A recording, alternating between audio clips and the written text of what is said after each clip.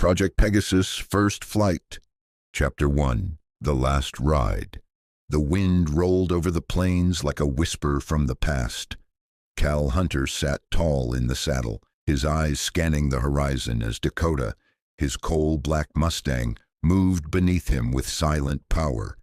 The land stretched wide in every direction, sun-bleached, golden and still. It had been like this his whole life. He didn't need GPS to know where he was. The earth talked to him. Always had. Dakota snorted and shifted, ears twitching. "I see it," Cal muttered. A dust trail rose near the northern ridge, too fast for cattle, too wide for a deer. Cal leaned forward, urging Dakota into a smooth gallop. Within moments they crested the rise and saw it. A stray horse, spooked and tearing through the prairie, trailing a snapped rope behind it. "Let's bring her in." Dakota responded instantly. The Mustang surged forward like a wave, cutting off the runaway's path. Cal drew up beside it, reached, and snatched the rope in one fluid motion. He pulled gently, murmuring soothing words until the animal slowed and finally stopped, panting hard. "Easy," Cal said, sliding off his saddle and checking for injuries. "You're all right now." That's when he heard it. A low hum, mechanical, unnatural, vibrated through the air. Cal looked up just as a sleek black aircraft swept over the ridge and circled down. Not a chopper he recognized, no markings, no windows. Government definitely, maybe military. The craft landed in his south paddock, kicking up a storm of red dust. Cal frowned and mounted up, riding back slow and wary. By the time he arrived, the aircraft's ramp had lowered, and a single figure stood waiting, tall, clean-shaven, wearing a gray tactical suit with no insignia. Military, all right, the kind that didn't exist on paper. "You Calvin Hunter?" the man asked. "Depends," Cal said. "Who's asking?" "Agent Callan, Defense Advanced Recon Division." Cal raised an eyebrow. "That a real branch, or did you just make it up?" The man smirked. "Both?" Cal didn't smile back. Agent Callan held up a black case and opened it, revealing a slim digital pad. A holographic logo hovered above it, an abstract image of a horse and human merged in motion. Beneath it, Project Equinox. "You and your horse have been selected for a classified military program," Callan said. "One that could change the future of battlefield operations." Cal crossed his arms. "I don't ride for Uncle Sam anymore. Gave that part of me up." "We're not looking for a soldier," Callan replied. "We're looking for a rider, someone who understands partnership, fluid movement, trust, neural compatibility." "You want a rodeo cowboy with a robot arm?" "We want a warrior with a soul, and a horse that'll follow him through hell." Cal looked down at Dakota. The horse stood calm, ears back, eyes locked on the stranger like he understood every word. "What exactly are you strapping to my horse?" Cal asked coldly. Callan tapped the screen. A 3D image spun into view, an armored horse exoskeleton, lightweight, jointed plating, support boosters along the legs, and a central spine system that pulsed faintly with blue light. Exoskeletal assist, muscle amplification, stabilization, sensors, linked through neural interface to a synced rider unit. Cal whistled low. "You're serious?" "We've got prototypes, but no pairs that can handle the sync load. We've monitored dozens of candidates. Your profile and your horse hit every metric." "You've been spying on me." "We've been watching potential heroes, Mr. Hunter." Cal turned his gaze back to the plains. "I'm not interested in parades or medals." "We're not offering any, just purpose, maybe even redemption." The word hung in the air. Dakota stepped forward, hooves firm against the earth. After a pause, Cal asked, "Where would this take us?" "To a place called Echo Base, remote, secure, high-altitude training grounds. You'll get outfitted with your own rider suit. See if the two of you can sync." Cal chuckled dryly. "You think you can improve on this?" He gestured to his saddle. "My old man rode in leather and stirrups. I don't need metal to stay on a horse." Callan shrugged. "Maybe not. But when you're flying through fire to rescue a pinned-down unit, you'd want it." Cal's eyes narrowed. "Flying?" Callan gave nothing away. "Figure of speech, you in?" Cal swung down from Dakota and patted his horse's neck. "I'll go," he said. "But I ride him. No labs, no cages. He stays free, or I walk." "Understood. One more thing," Cal added. "Don't call me a test subject. I'm a rider." Callan nodded. "You'll want to remember that when the hard part starts." The wind shifted. The sun dropped lower. Cal took one last look at the open plains, and then turned to follow the man into the aircraft, Dakota close behind. Chapter 2. Echo Base. The flight was long and quiet. No windows, no conversation, just the steady drone of jet engines and the occasional flicker of blue light across the interior walls. Cal sat strapped in, eyes closed but alert, while Dakota stood harnessed in a padded cargo section behind him, calm as stone. He could feel the horse's breath even through the hull's hum. That grounding presence was all he needed. The aircraft finally banked hard and descended. When the rear ramp hissed open, Cal blinked against a rush of cold mountain air. Snow-capped peaks surrounded them, and the facility ahead looked more like a buried glacier than a base, camouflaged under layers of tech and terrain. "Welcome to Echo Base," said Agent Callan, stepping off the ramp. Cal followed, leading Dakota carefully across the landing pad. The air was thin and sharp, but the silence was deeper. No birds, no wind, no life beyond the base itself. A reinforced door slid open ahead, revealing a stark corridor of silver walls and embedded lights. No signs, no noise, just steel, glass, and ghosts. Inside, a woman in a black lab coat greeted them. She had short gray hair and piercing eyes. "Dr. Alara Voss, lead biomechanical engineer. I'll be handling your training interface." "Hunter," Cal said, offering a polite nod. "This is Dakota." She looked the horse over clinically. "Beautiful specimen, must be quarter mix. Good bone structure, responsive frame. Nervous system shows unusual stability under stress." "Talk about him like that again and you'll meet my nervous system," Cal said evenly. Voss raised a brow. "Fair enough. Follow me." They walked through a corridor that felt like the belly of a starship, floor lit from beneath, ceiling vanishing into darkness. Cal noticed cameras tucked into every corner, watching their every move. "You really believe armor on a horse changes the game?" Cal asked. "It's not just armor," Voss replied. "It's evolution. Speed, strength, tactical response, combined with emotional intelligence and intuition." "Machines don't feel fear," Cal said. "And that's why they break," she replied. "But a bonded pair, man and animal who trust each other, that's something even AI hasn't replicated." They stopped before a chamber sealed behind transparent barriers. Inside stood the prototype. It looked like a cross between medieval barding and science fiction. Sleek plates forming along the horse's legs and flanks, a flexible spine down the back, and ports for sensors and boosters. Along the side of the chamber, another exosuit stood upright for a human, broad-shouldered, slim-waisted, with reinforced boots and a curved helm that looked more organic than mechanical. "Yours," said Voss, "if you can wear it." Cal took a step closer. "What's the power source?" "Hybrid ultracapacitors with cold flow hydrogen injection. You won't run out before the mission ends." "And the horse?" "Same, fully adaptable, but only if he accepts the rig." Cal looked over at Dakota. The Mustang stood just outside the glass, calm but alert. "You sure this is voluntary?" Cal asked. "We don't cage warhorses," Voss replied.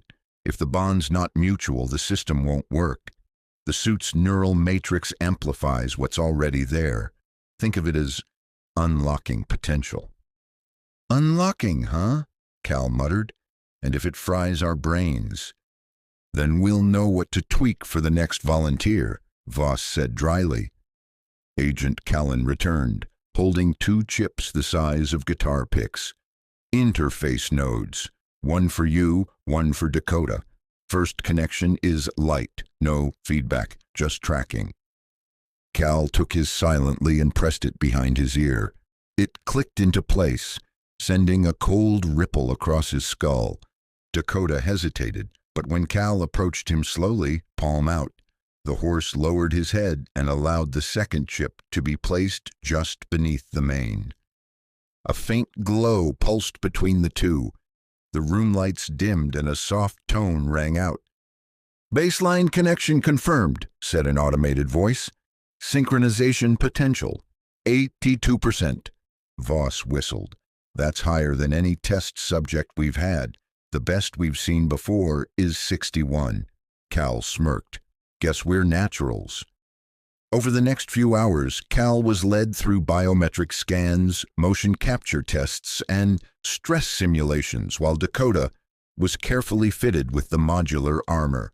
They weren't forced, just guided. The base wasn't cruel, just clinical, efficient. In a final test of the day, Cal stood suited for the first time, the exoskeleton clicking into place around his body. It wasn't heavy, more like a second skin made of muscle and memory. He stepped into the arena. Dakota entered from the opposite gate, now wearing a slimmed-down version of the horse rig. They stared at each other in silence. "Rider calibration commencing," said the AI.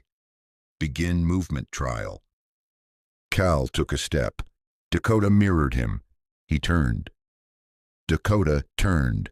They circled. They breathed. They moved. One mind, one rhythm. A slow grin crept across Cal's face. Voss watched from behind the glass. "He's sinking already," she said. "Faster than I expected." Callan crossed his arms. "We might actually pull this off." Cal reached up and touched the side of his helm. "Dakota," he whispered. "Let's ride." Chapter 3. Breaking the Frame. The next morning began before the sun even bothered to rise. Cal was roused by a voice in his room, calm, neutral, and inhuman. "Rider unit, training cycle begins in 30 minutes. Please report to the kinetics chamber." He swung his legs over the side of the cot and rubbed his eyes. The room was sterile, but not unpleasant, like a hospital built by engineers. Sleek panels, recessed lights, no windows. Dakota had his own space in a heated paddock just off the main hangar. Cal found him standing alert, already prepped and half-armored, the alloy plates reflecting faint blue light. "You sleep at all, big guy?" Cal asked, rubbing his neck. Dakota exhaled and pawed the padded floor. They were already synced more than Cal liked to admit. That glowing tether, that silent hum in the back of his head, it was faint but always there now. Not distracting, just present. The kinetics chamber was a massive cylinder 5 stories high. The walls rotated, obstacles rose and fell from the floor. Wind generators whirred in sync with artificial rain. It was a test course, and it didn't play fair. "Today's training is about movement adaptation," Voss explained through a speaker. She stood behind a blast-resistant glass wall with Callan beside her. "We need to see how your nervous systems react under sudden shift and variable terrain." "I call it Tuesday," Cal muttered. He climbed into the exosuit. The armor locked around him with a satisfying series of clicks. His visor folded down and lit up with a smooth HUD overlay, pulse, airspeed, wind vectors, and Dakota's vitals all glowing at the edge of his vision. Dakota trotted in beside him, suited in full now, Backplates, leg boosters, soft joint titanium across the chest. Not bulky, not clunky, more like armor forged by nature. Sync sequence initializing. Cal felt the shift like a heartbeat syncing with another. The breath he took in came back with Dakota's rhythm. The world snapped into clarity. The first run was chaos. Moving in sync was easy when standing still, but once the course began, it was like riding a storm with hooves. Spinning walls, collapsing floors, narrow corridors, and rapid elevation changes. Dakota bucked once, almost threw him. Cal recovered, but barely. Stability rating, 67%, the AI announced. Neural drift detected. Yeah, I noticed, Cal snapped. Focus on his gait, Voss instructed over comms. Let your body anticipate his rhythm. Don't lead, match. Cal gritted his teeth. I've ridden Mustangs through thunder and rattlesnakes, Doc. This isn't the same. It's not supposed to be. He slowed Dakota, centered his breathing, watched the flaring blue lines in his HUD, Dakota's muscle movements. He didn't control the horse. He became part of him. They tried again.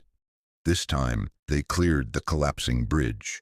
Cal ducked under a swinging pipe, and Dakota leapt over a hydraulic pit with a burst from the leg boosters. When they landed, they skidded, but didn't fall. Cal let out a breath. Stability rating, 84%. Better, Voss said. Again. By noon, Cal was soaked in sweat, his muscles shaking from the load. Dakota panted but never quit.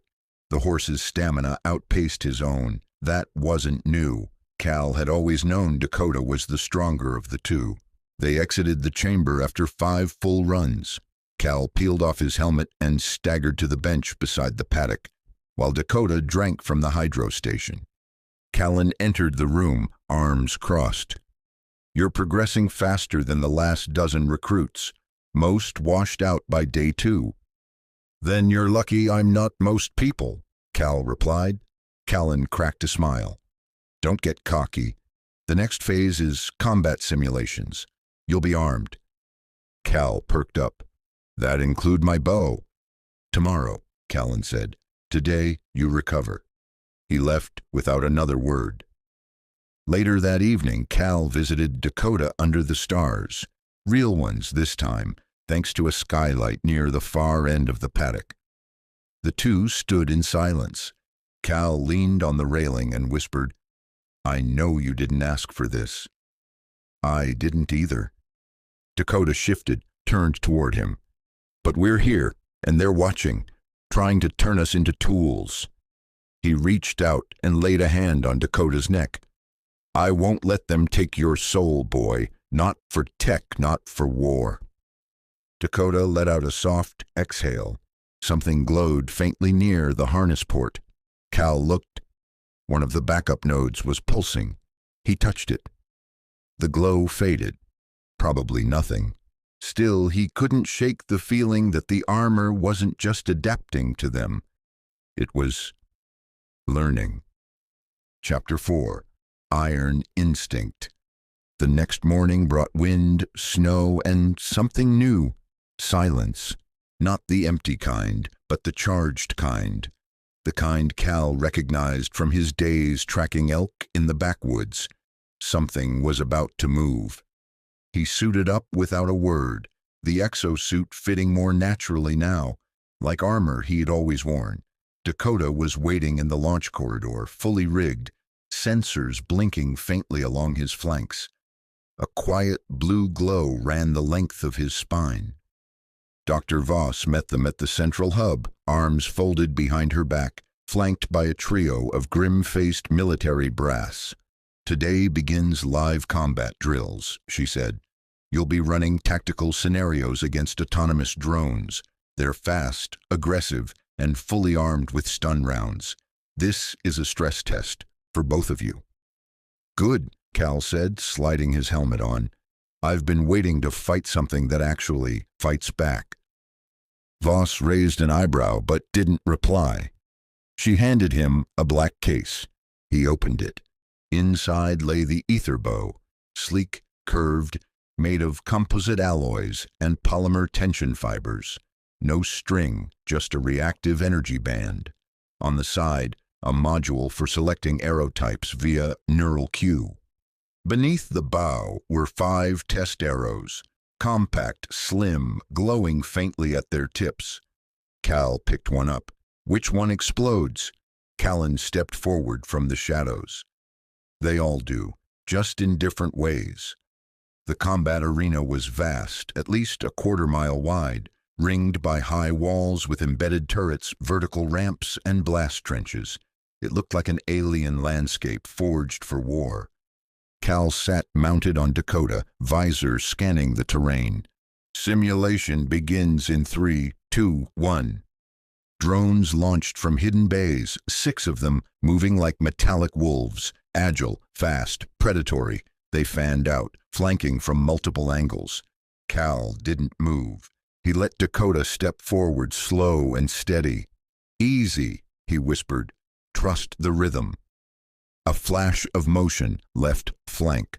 One drone broke formation, zigzagging at high speed. Cal tracked it without raising his bow, letting the AI in his visor calculate trajectory and wind arc. Then he fired. The arrow hummed mid-air, made a sharp turn, and struck the drone in the side.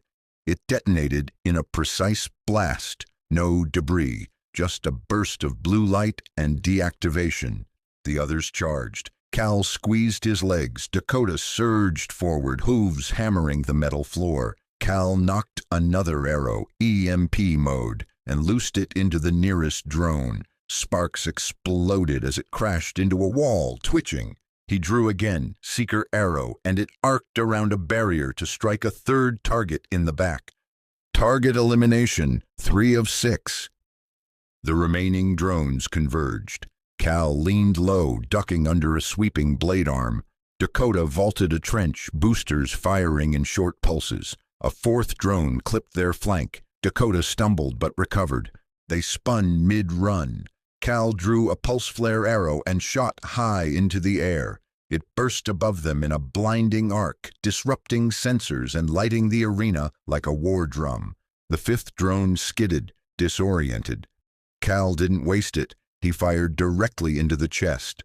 Only one left. This one was bigger, more heavily armored. A modified tank drone with adaptive shielding. "Time to see what this thing can really do," Cal muttered. He loaded a fire strike, a red-tipped arrow with a warning tag blinking along the side. "Are you sure?" the AI in his visor asked. "Explosive radius may exceed structural limits." "I wasn't talking to you." He turned Dakota into a tight spin, took aim mid-gallop, and released. The arrow streaked like lightning and struck the tank drone dead center. The explosion rocked the arena. When the smoke cleared, Cal and Dakota stood at the far end, panting, scorched, but unshaken. Simulation complete, all targets eliminated, sync stability 91%.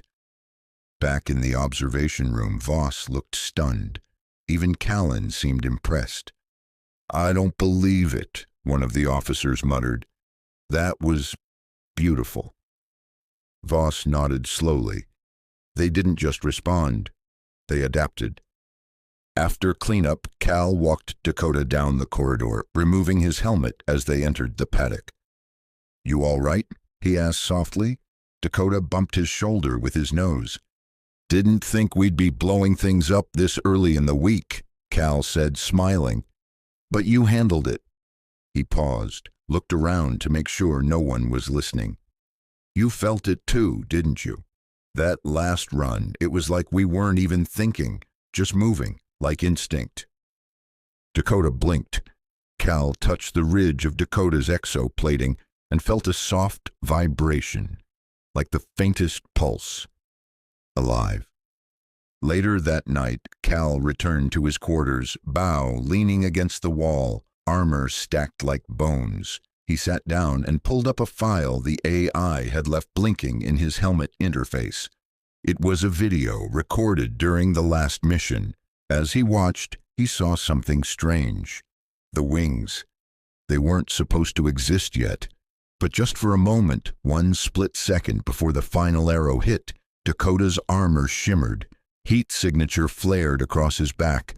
The spine plating shifted, and something folded outward. Not boosters, not vents, stubs, flexing, mechanical, wing-shaped. Cal leaned closer.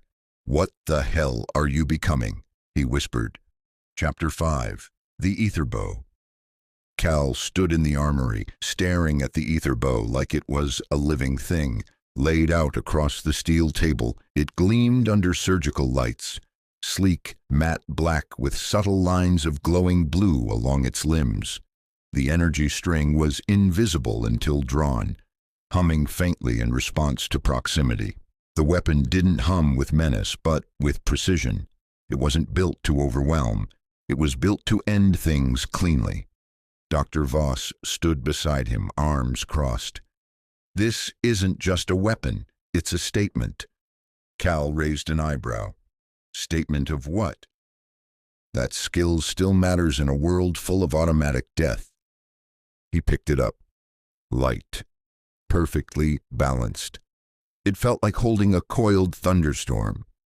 "Only one prototype," she added, "and only one person we think can wield it." Cal gave her a sideways look. "Let me guess. Because I used to shoot from horseback?" "Because you hit a drone at 300 meters with a broken longbow in a sandstorm, and because you can read wind patterns by smell." He smirked. "Fair." The bow interface was mind-linked to his HUD. Cal simply thought about which arrow he needed, and the targeting system adapted. 5 primary arrowheads were in the loadout. Seeker arrows, AI-guided, capable of mid-air course correction. Fire strike arrows, micro-explosives capable of breaching light armor or concrete walls. Thunderhead arrows, EMP discharge to short out drones, sensors, or mech systems. Pulse flare arrows, tactical signal bursts for distraction, disorientation, or area illumination.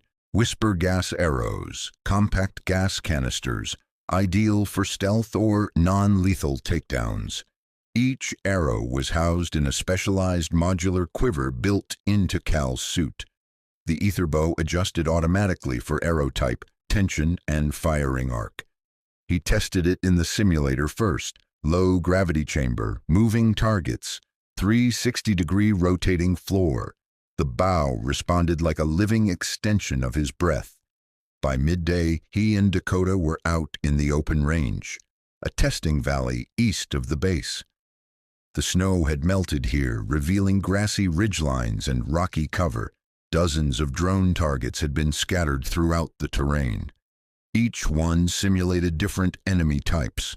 Scouts, heavy artillery bots, aerial drones, sensor nodes.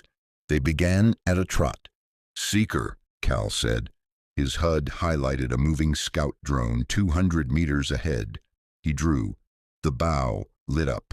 He released. The arrow zipped forward, made a sudden left, and smashed into the side of the drone with surgical grace. "Fire strike," he said. He turned Dakota hard and charged a static outpost target behind a low ridge. He loosed the arrow mid-gallop. Impact, explosion, debris everywhere.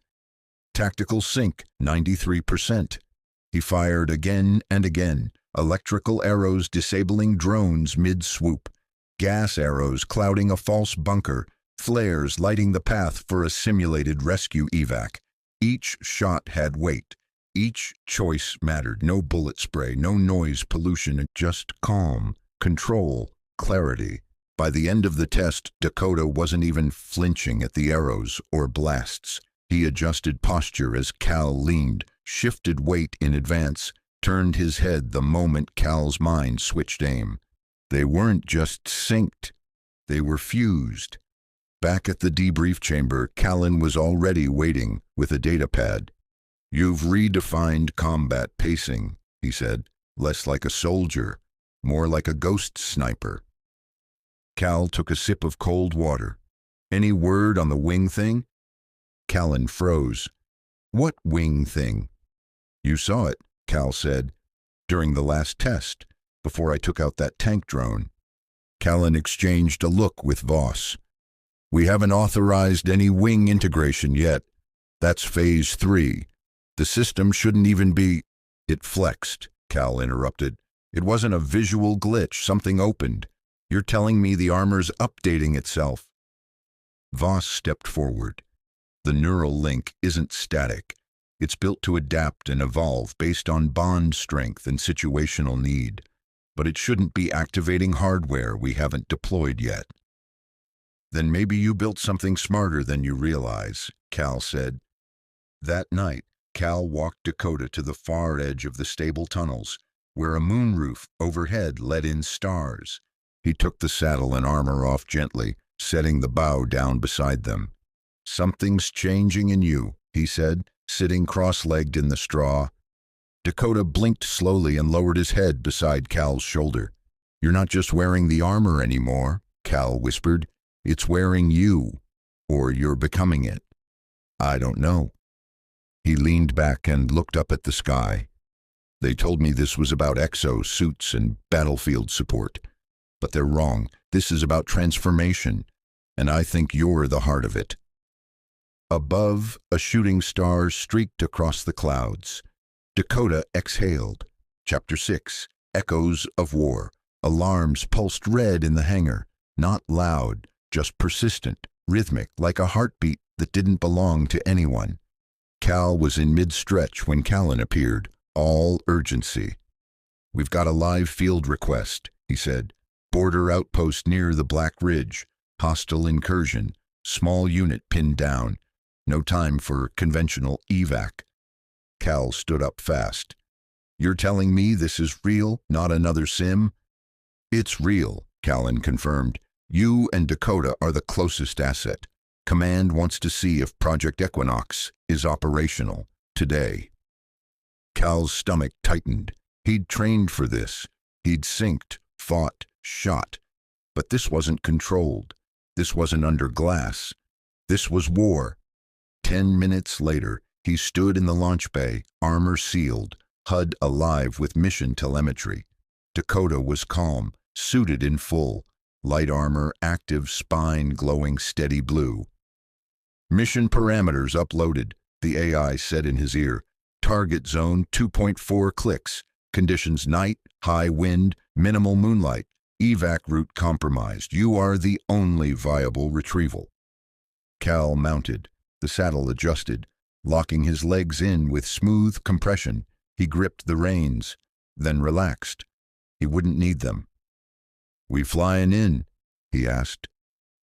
Callan walked beside him toward the ramp of a C-130 Hercules, its cargo bay humming with power. You're dropping from low altitude, he said. Glider mode only. No wings yet. Cal glanced at Dakota. That mean he's not ready, or you're not. Callan didn't answer. The plane lifted into the storm. Cal could feel Dakota shifting under him, adjusting to the rumble of the engines. The ramp lowered part way. Wind howled. Rain streaked sideways into the bay. Drop zone in 10 seconds, said the AI. Cal exhaled slowly. Ready, boy? Dakota gave one stomp. The ramp lights turned green. Together they galloped into the night. The air caught them like a fist. Cal bent forward, activating the glide assist system. Fins on Dakota's sides extended like falcon wings, not enough for flight, but enough for controlled descent. They cut through the dark like a single arrow. Trees loomed below. Cal pulled back as Dakota adjusted angle. They dropped hard into a clearing, skidded, and stopped. The wind settled, then distant gunfire.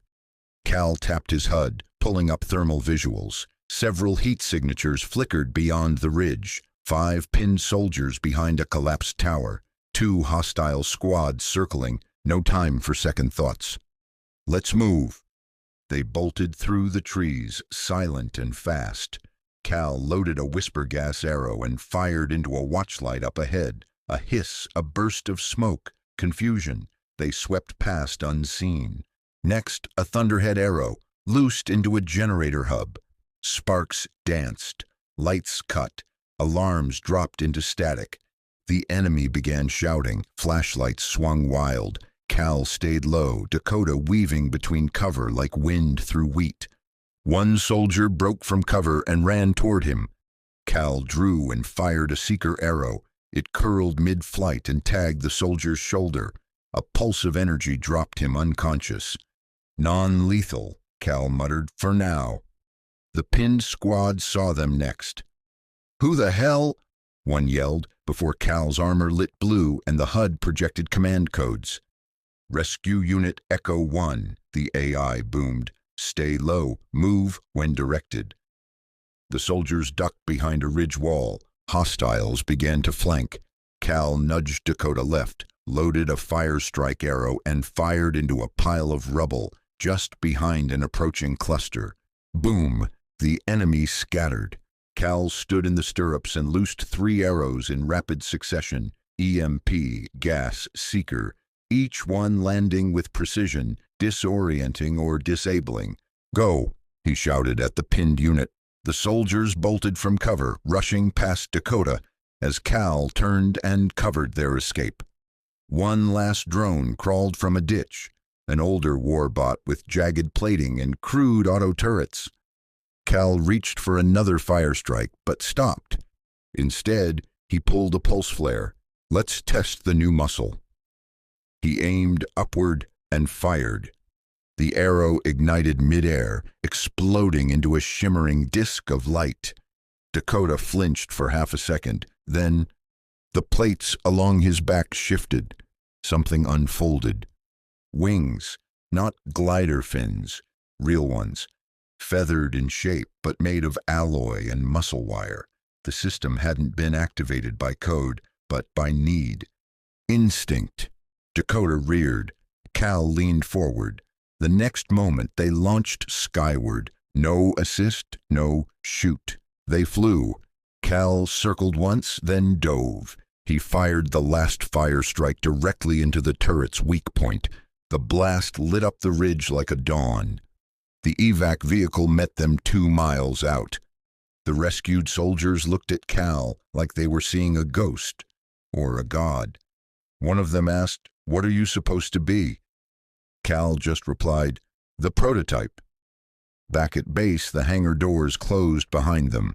Dakota stood quiet, armor scorched, wings folded neatly along his sides.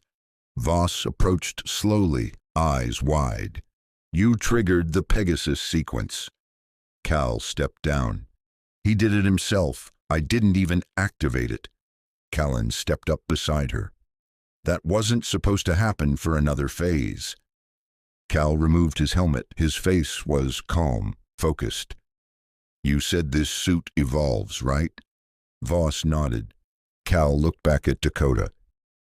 "Then it's time you stop calling this thing Project Equinox." He turned to them both. "It's Pegasus now." Chapter 7. Eyes in the Sky. The hangar was silent, but not with stillness, more like reverence. Dakota stood on the center platform, wings folded tight, armor plate steaming faintly from the night's rescue mission. Engineers circled him like monks around a relic, scanning, murmuring, taking readings. He didn't move. He didn't need to. His presence filled the room. Cal stood nearby, stripped down to his undersuit, arms crossed, watching it all with quiet suspicion. Callan approached from the far side, data tablet in hand. His usual smugness was gone, replaced by something closer to awe. "You know what this means," he said, not looking up. "That your armor works," Cal replied. "That it thinks," Callan corrected. "And it doesn't just adapt, it anticipates. That wing deployment wasn't triggered by a command. It was triggered by stress metrics, mission parameters, and, get this, neural trust indicators." "Neural trust," Cal said, frowning. "You trust him," Callan said, gesturing toward Dakota, "more than the system itself. That belief feeds back into the matrix. And when the situation escalated past what your mind could solve, it evolved. Cal didn't respond. He just looked at Dakota again. His companion, his partner, now something else entirely. Later that morning, Cal sat across from Dr. Voss in the mission briefing room. A hologram of Dakota spun slowly between them, wings extended, internal systems pulsing with light. We were years from integrating flight capability, she admitted, and yet, here it is. You saying you didn't build this? Cal asked. I'm saying we didn't activate it. The hardware was always present, built into the modular plates for long-term upgrades, but the system wasn't meant to access it until full sync was established. And we hit that? Voss shook her head. You exceeded it. She tapped a control pad. The hologram shifted to a heat map, a swirling display of neural connections between Cal and Dakota, pulsing like a heartbeat. You're the first true pair, she said. Symbiotic, no drift, no interference. Cal leaned back, arms folded. So what now? Voss hesitated. Now we test the wings. The sky over Echo Base was knife-sharp blue, the kind of sky that made the mountains feel like floating islands. The test range had been cleared of all drones. No distractions, no simulations, just wind and altitude. Cal mounted Dakota on the launch platform, the sun gleaming off the horse's metallic frame. The wings were retracted but humming slightly, like they knew what was coming. All systems nominal, said the AI in Cal's HUD. Flight mode enabled. Pegasus configuration active. The wings unfolded with a smooth, fluid motion, each plate locking into place like feathers made of steel and memory. A faint magnetic field shimmered around them. Cal gripped the saddle tight. You ready, partner? Dakota didn't answer, but he didn't need to. The moment Cal's heart steadied, the wings pulsed, and they leapt. They didn't fall. They soared. Dakota's wings beat once, twice, and they were climbing, the boosters in his legs firing only for stabilization. Cal ducked into the slipstream, visor adjusting automatically, HUD pinging flight vectors and wind speeds. They rose fast, slicing through air like a living missile. Echo Base shrank below. The mountains became ripples, the clouds bent around them, and then came the calm. Dakota leveled out, wings wide and steady. Cal sat up, and for a moment, everything disappeared. No war, no armor, no base, just two souls in the sky. He whispered, You were born for this. Dakota tipped one wing, and they banked into a spiral descent. Back on the ground, Command watched the footage in stunned silence. You're not just building a weapon, one general muttered. You're building mythology. By dusk, Cal was in the hangar again, dismounting slowly. His legs trembled, not from fatigue, but from the sheer surrealism of it all. Dr. Voss waited at the platform's edge, arms folded. Her expression was unreadable. Well? Cal asked. She simply handed him a slim data drive. Command just greenlit full deployment. Next mission is live, overseas. Enemy surveillance grid, electronic warfare base, high value, high risk. Cal took the drive. Extraction or destruction? Both. And the wings. They stay. She hesitated. There's one more thing, she added. Cal tilted his head. Go on. During the flight, the AI recorded a spike, not in sync rate, not in physical performance, in emotion. Cal raised an eyebrow. Emotion? The AI registered awe, she said. He looked at her, quiet for a long moment. Then I guess the machine's finally catching up. That night, Cal walked Dakota beneath the stars, far from the hum of base lights. He stopped at the edge of a cliff and let the wind rise around them. The wings twitched. You feel that? Cal whispered. "It's the sky calling you." Dakota turned his head and pressed gently against Cal's shoulder. "We're not machines," Cal said. "We're riders." He looked up. "And the sky's ours, now." Chapter 8. First Flight Mission. Cal stood on the tarmac beneath a blackened sky, the wind rolling low across the mountaintops like a warning. The Hercules transport loomed ahead, ramp lowered, interior lit blood red. The air inside smelled of fuel, grit, and something colder. Expectation. Dakota pawed the ground beside him, armored and still, wings folded tight against his sides. The Pegasus form had already become second nature, like it had always been part of him. A tech officer ran up with a final checklist. All systems green, flight armor calibrated, wing actuators stable, weapon module loaded. Cal nodded, adjusting the ether bow against his back. And the arrows. Custom payloads ready, 6 of each type. He climbed into the plane. Dakota followed, hooves ringing sharp against the ramp. Inside, Callan waited beside a screen displaying the mission zone. Operation name, Black Lantern. Objective, infiltrate and disable a high-tech enemy surveillance base buried in the cliffs of the Paladine Range. Secondary, retrieve intel drives from the command tower. Threat level, elevated. Enemy mechs confirmed. AA emplacements active. Insertion, Halo glide. Extraction, conditional. Cal narrowed his eyes.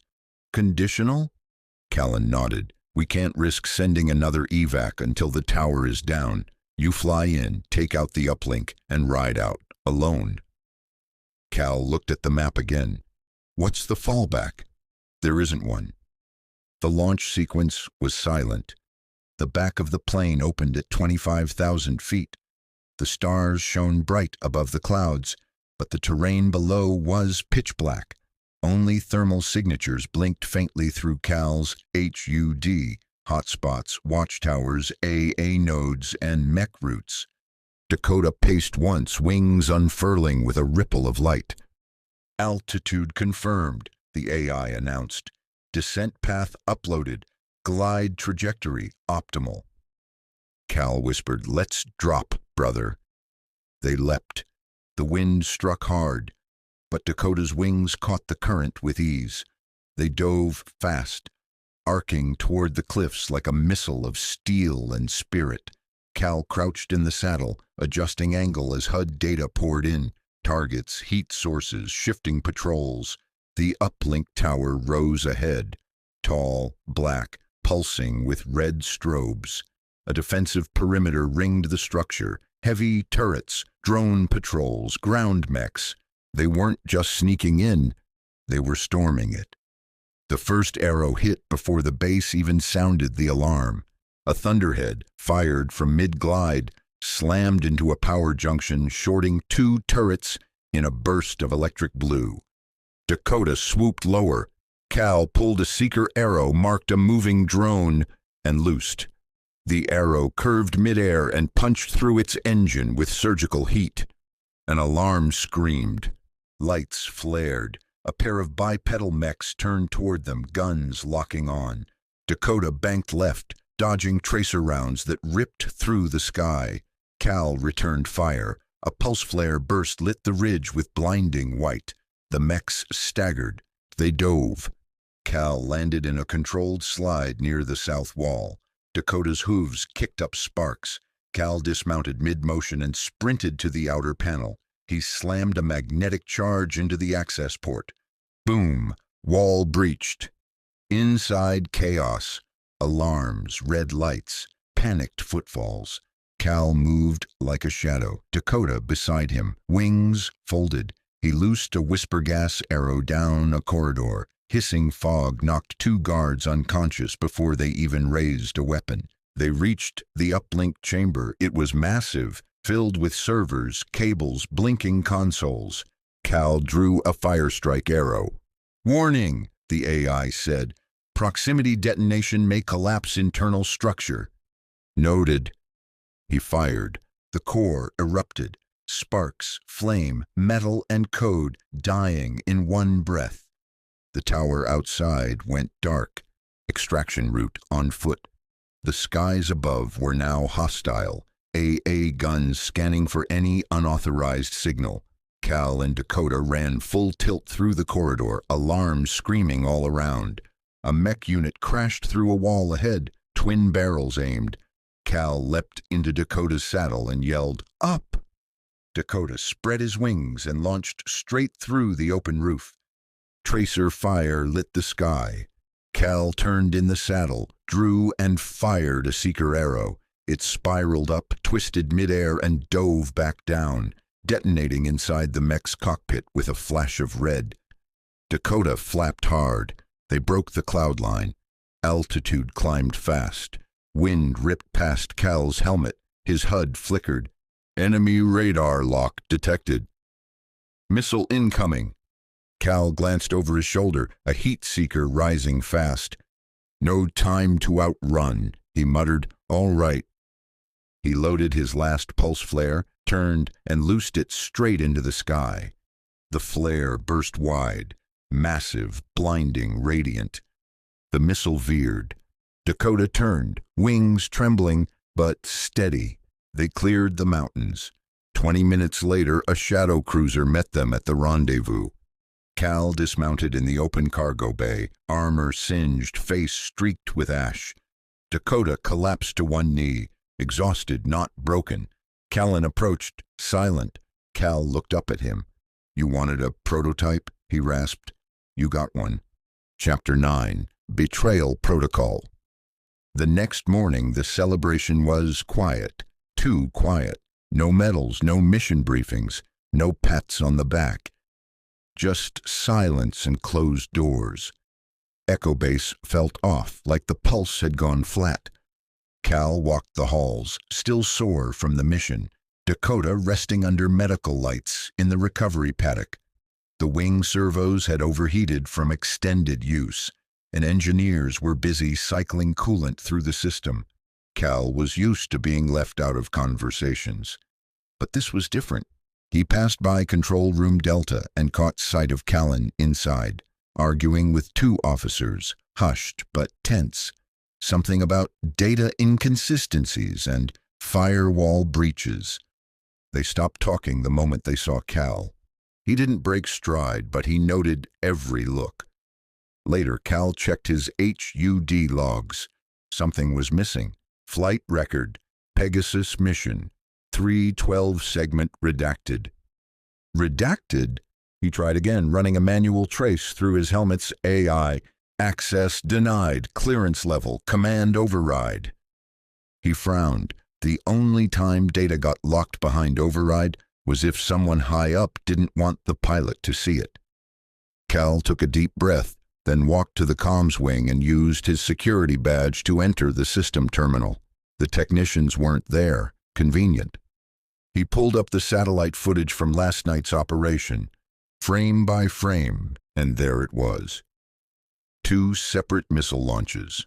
One was from the enemy base, the other originating from high altitude northwest vector, his own airspace. Echo Base. He leaned back slowly, the realization setting in like a cold stone in the gut. Someone inside the program tried to take them out. Cal stormed into the mission debrief room without knocking. Callan looked up from his tablet. Something wrong, Hunter? You tell me, Cal snapped, slamming a drive onto the table. That's a clean satellite pull. Shows 2 launches. 1 enemy, 1 from us. Want to explain why your people tried to erase that? Callan's jaw tightened. He didn't deny it. You weren't supposed to see that. Damn right I wasn't, Cal growled, because if I had died up there, you'd have buried it like a test failure. Callan stood. You don't understand what's at stake. Project Pegasus is attracting attention from higher up. Political eyes, corporate eyes. Someone wants it killed before it becomes too real to control. So I'm the liability, Cal said. You're the proof, Callan replied, and someone inside this base sees you as a threat. Hours later, Cal sat in the shadows of the stable, cleaning the ether bow in silence. Dakota stood beside him, freshly cooled, armor off, but alert. "I knew it had come to this," Cal muttered. "Anytime something pure is born, someone tries to poison it." He looked up at Dakota. "They're scared of what we are." Dakota snorted quietly. "They should be." That night, Cal got a visit. Not from Callan, from a young engineer, red-eyed, nervous. "I shouldn't be here," she whispered, "but I saw the override. It wasn't Callan." Cal leaned forward. "Then who?" She handed him a chip. "This will show you the trace log. It was Voss.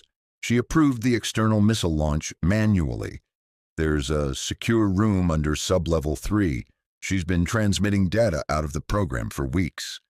"Why?" "She's selling the tech," the engineer said. "Or giving it to someone. I don't know who." Cal stared at her. "You're risking a lot by telling me this." "You risked more saving those men," she said. "This project meant something before it became a pawn." She turned and disappeared into the shadows. An hour later, Cal was in the sub-level corridor, bypassing locks with Dakota beside him. They reached a sealed chamber with biometric locks, but Dakota's front hooves slammed it down. Inside was a private uplink rig, still warm. Files, footage, schematics, all labeled. Pegasus export model, private client only. A name flashed once, blurred by encryption. Cal copied everything. As he turned to leave, a voice echoed from the comms behind him. "You were never supposed to see this." Dr. Alara Voss stepped from the dark, eyes tired but not surprised. "You tried to kill us," Cal said. "I tried to save what matters," she replied. "The project was never safe in government hands.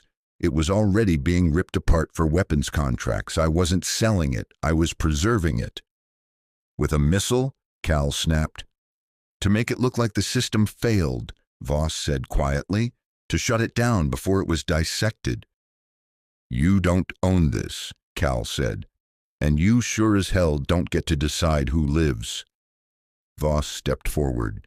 "You and that horse, you're more than what we built, but you don't belong in their system. You'll be turned into a ghost story, a weapon." "Maybe," Cal said, eyes hard, "but if I'm a story, then I'll choose how it ends." Chapter 10. The Fortress Breach. Snow whipped sideways across the cliffs of the Kurgan Divide.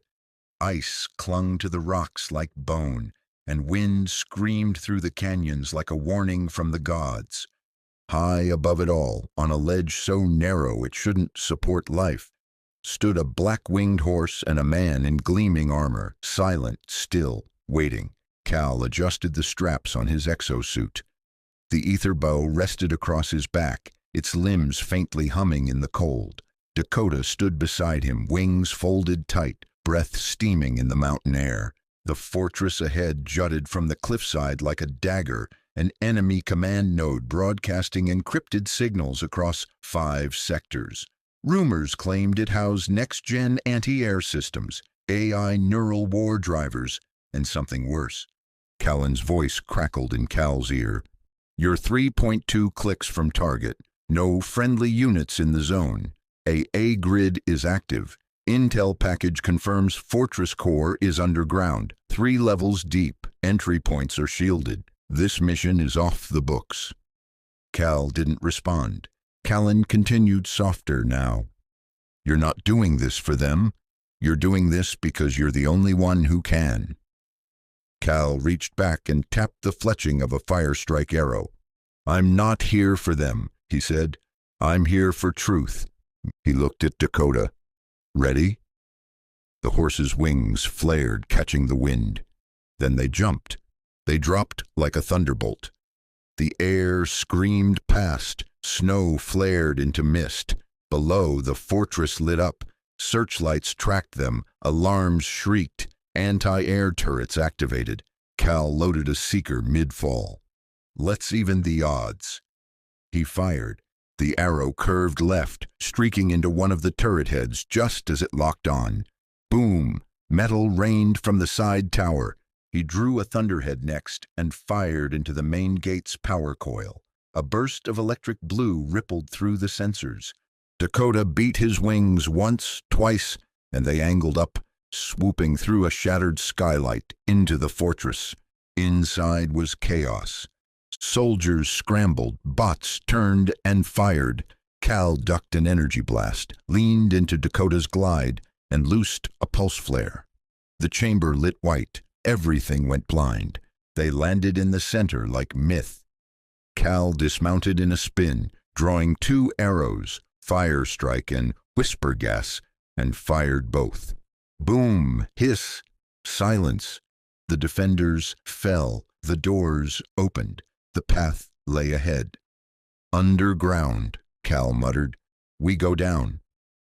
The inner halls were dark steel and red light, echoing with mechanical pings and faint electronic whispers.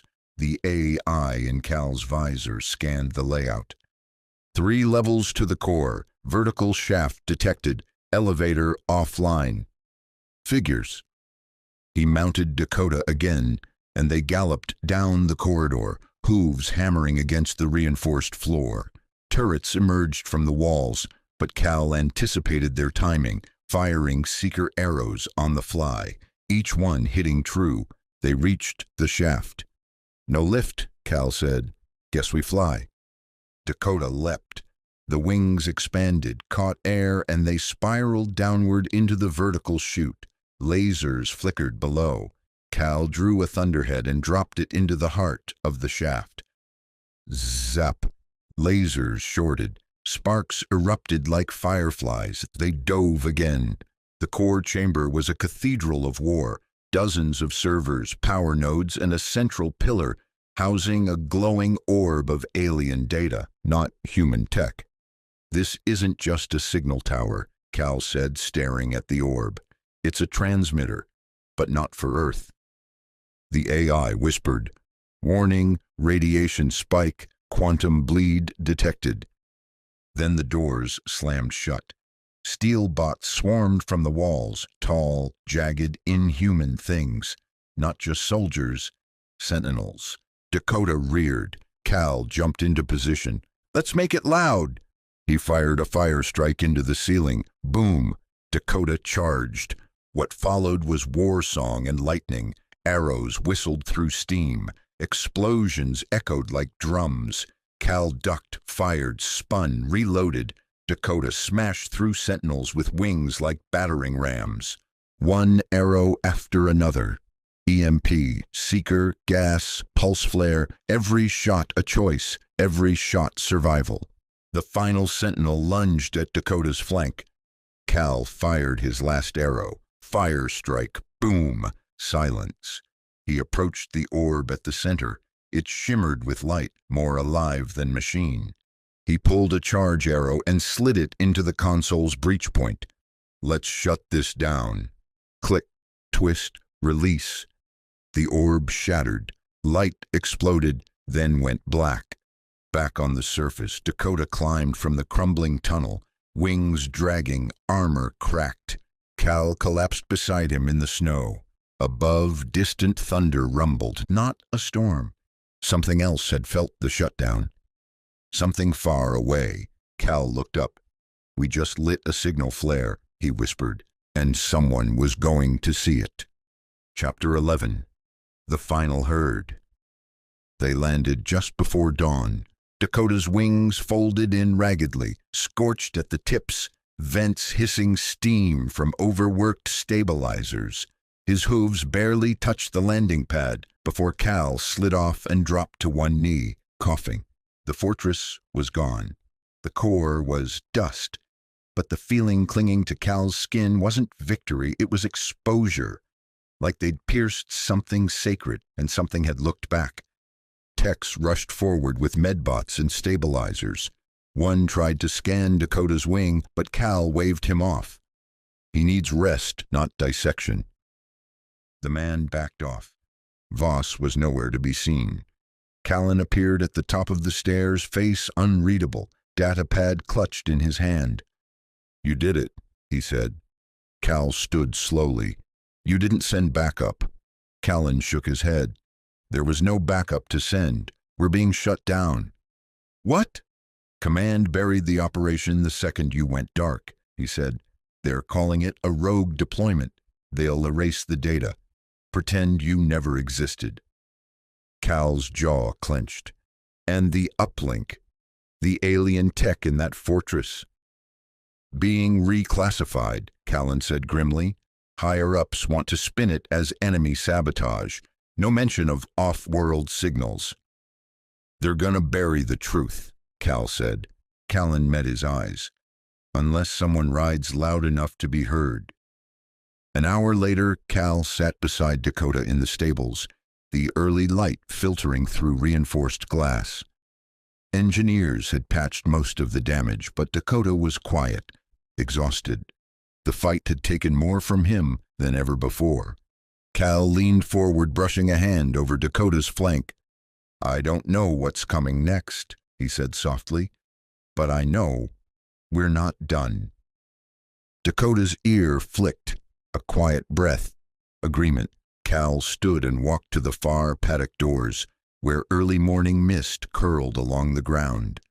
The hangar opened in full daylight now, revealing a sight he hadn't seen before. 6 horses, each one fitted with partial exo-armor, each one standing still, wings tucked against their sides, eyes alert. 6 soldiers stood beside them, some young, some seasoned, all focused. They turned as Cal approached. No words, just nods. A shared understanding. Callan stepped up beside him. "We kept the program quiet," he said, "but we kept it moving." Cal stared out at them. "You handpicked them?" "No," Callan said. "They found us." Cal looked back to Dakota. The prototype, the original. The first. Later that evening, Cal loaded his ether bow onto the gear rack. The bow had a new etching now, burned into the side of the grip during the fortress fight. Rider 1. He looked over at the new unit, 6 riders grooming their horses, checking gear, syncing sensors. No ceremony, no rank, just readiness. He stepped toward them. One of the new recruits, shorter, with a scar over her cheek, looked up and smiled. "Word is you flew through a lightning storm and punched a mech with your horse's wings." Cal smirked. "You believe everything you hear?" She grinned. "Only the good parts." He looked around the hangar, at the metal, at the silence, at the possibilities. "It's not about tech," he said aloud, half to them, half to himself. "It's about trust." The others nodded. The herd was real now, and it was just beginning. Later that night, Cal stood outside under the stars. The wind was cold, and the mountains stood still. Dakota stood beside him, wings now retracted and repaired. Above them, a single satellite blinked slowly, one the AI had pinged earlier. It had picked up something, a return signal, faint, far, not from Earth, not hostile, not friendly, just watching. Cal looked up, calm. "They saw us." He placed a hand on Dakota's side. "Let 'em." Chapter 12. Legacy in Motion. 3 weeks later, Echo Base was quiet again, but not empty. The storm had passed. The shutdown orders never arrived. Or if they had, someone upstairs looked the other way. Word was spreading, whispers in the dark corners of command halls, among tech divisions and deep black intel networks. A flying horse, a man with a bow who couldn't be hit, a ghost strike team no one could track and no enemy could stop. They were calling it a myth, which suited Cal just fine. He stood in the observation bay overlooking the new training arena. The others were riding drills, 7 horses now, winged, armored, weaving in complex air patterns above the rocky floor. 7 riders, each bonded, each battle-ready, They flew like one. Cal watched without speaking, arms folded, the light of the arena reflecting off the new crest etched into the glass. Project Pegasus. Underneath, 7 stars, one for each rider.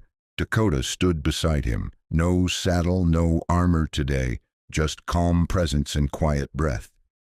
"You see them?" Cal said. "They're ready." Dakota didn't move, but the answer was felt. They were ready because he had proven it was possible. Not just the tech, but the trust. Down in the hangar, Callan stood near a fresh shipment of modular arrowheads. He looked up as Cal approached. "You built something bigger than a weapon," Callan said. "You gave them a reason to believe." "I didn't build anything," Cal said. "I just held the line long enough for the others to arrive." Callan handed him a chip. "New intel. Signal patterns coming from orbit. Triangulated origin shows movement. Could be a satellite or something else." Cal tucked the chip into his suit. "We watching it?" "We're tracking it." "Good," Cal said. "Let it come." The next day, Cal and Dakota stood on the edge of the launch platform. The 6 other riders lined up behind them, their mounts armored and humming. The wind was calm, the clouds were thin, no orders, no fanfare. Just the signal from the command tower. Pegasus team, cleared for deployment. Cal smiled. "You ready?" he asked Dakota. The horse snorted, wings twitching. "Then let's show them what legends look like." They leapt. 7 riders, 7 Pegasi, arcing through the morning sky in perfect formation. No one had done it before, but now it had been done, and the world would never be the same. End of Book 1. Project Pegasus, First Flight. A science fiction fantasy novel by Samuel Jaggard.